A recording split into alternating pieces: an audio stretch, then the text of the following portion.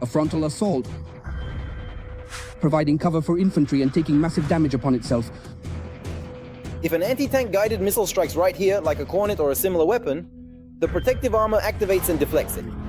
During the full-scale war between Russia and Ukraine, tens of thousands of tanks have burned on the battlefield.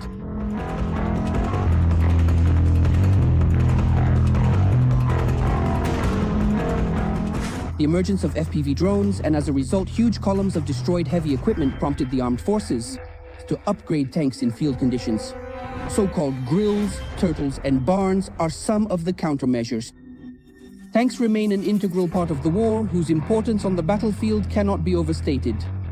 Which vehicle is the most protected and safest in modern warfare? How have Russia and Ukraine designed and upgraded tank protection against drones? This and more, coming up in the arsenal.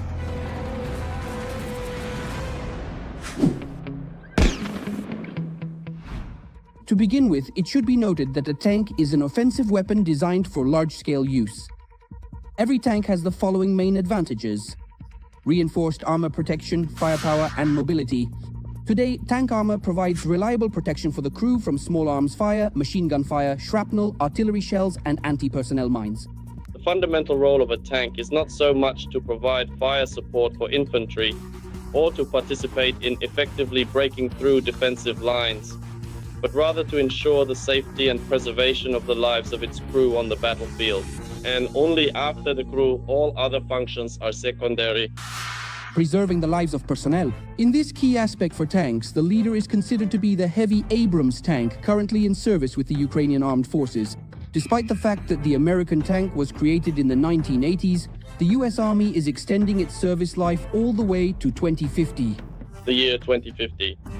Speaking of the American Abrams, these tanks have an exceptionally sophisticated level of armor, which significantly increases the tank's protection against a comprehensive and diverse range of munitions, including armor-piercing rounds, armor-piercing, fin-stabilized sub-caliber shells, high explosive, along with various other specialized projectiles, and basically the structural integrity of the armor plating itself.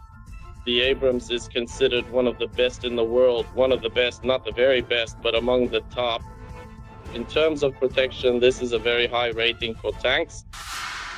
There is no need to replace the Abrams, since engineers are constantly upgrading the combat vehicle. Mainly, this involves reinforcing the armor and adding new, modern digital systems. For example, the latest version of the Abrams, the M1A2, has given the commander an independent thermal imaging sight and a new generation of uranium armor. A few days ago, we were carrying out various tasks assigned by the command. We engage the enemy, both infantry and equipment. We don't fight in a straightforward way. It's not tank versus tank. If that were indeed the case, the T-72 wouldn't have any realistic chance of surviving against the Abrams. The Abrams is equipped with armor-piercing shells with depleted uranium. They work great, piercing through armor. We would like to have more pure, high-explosive shells from our American partners. That would allow us to carry out an even wider range of tasks.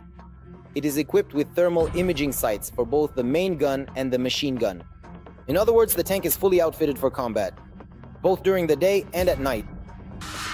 The technical specifications of the Abrams are as follows. Its combat weight is 60 tons. The engine power is 1,500 horsepower.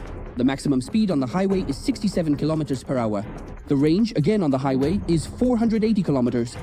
The tank is armed with a 120mm gun and a large-caliber Browning machine gun. The tank crew consists of 4 people due to the absence of an automatic loading system. The American tank costs $4.5 to $6 million based on its upgrade level. The Abrams also features isolated ammunition storage to protect the crew. Whereas in Soviet and Russian tanks, all the ammunition is located directly in the turret, and in the event of a direct hit and detonation of the ammunition, the crew has no chance of survival whatsoever. The crew of the American tank, on the other hand, has every chance to survive a hit and even an ammunition detonation.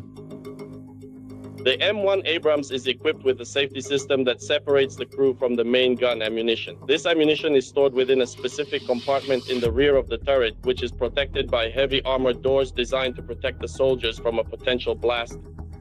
Or again, it is arranged in such a way that when an explosion occurs, blow-off panels on the outside are triggered. That is, the main blast wave doesn't go inside the tank, it is carefully directed through these panels into the vastness of open space. In response to the widespread use of cheap FPV drones on the front lines by both Russian and Ukrainian forces, so-called barns, grills, and turtles began to appear. That's what these angular, bulky protective structures on tank armor started being called during the war, and then in social media and the press. The first examples of Russian ingenuity, to put it mildly, raised doubts. Firstly, Russian barns often failed the test against Ukrainian drones.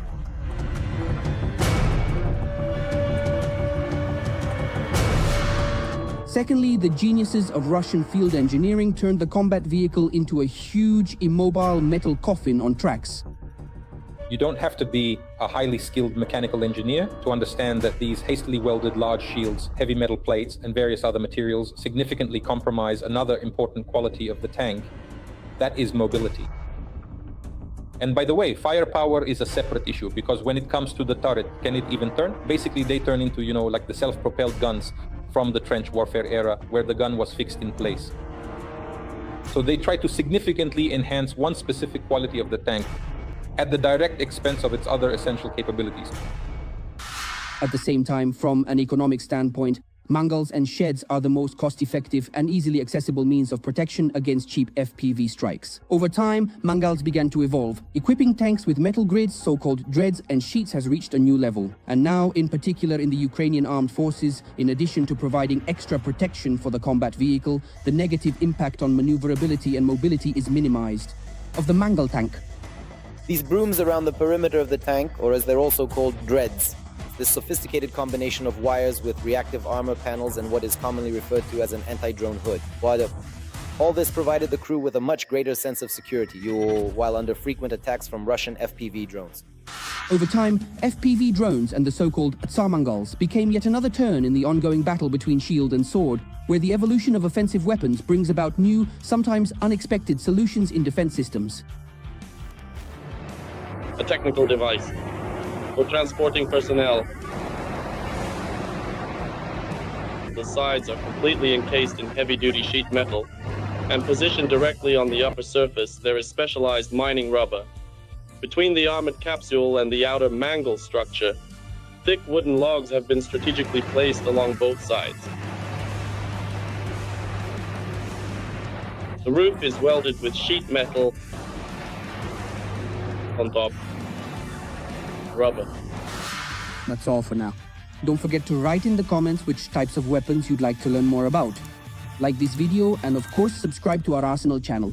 The link is in the description below the video.